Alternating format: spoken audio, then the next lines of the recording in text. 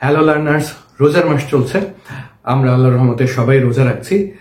তো আমি প্রতিদিন রোজা রাখি বা আমি নিয়মিত রোজা রাখি, এটার ইংরেজি কি হতে পারে? I fast regularly. I fast regularly. আমি আজকে রোজা আছি। I am fasting today. I am fasting today. রোজা রাখা শরীরের জন্য উপকারী। Fasting is good for health.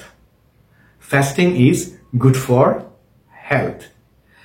তাহলে ইফতার নিয়ে একটু কথা বলে নিই। আমি ইফতার করছি, এই ইংরেজিটা কি হতে পারে? I am having my ইফতার। ইফতারকে আমরা ইংরেজিতে ইফতারি বলতে পারি। I am having my ইফতার। এবার মজার ব্যাপার হচ্ছে, রোজা ভাঙা ইংরেজি কি?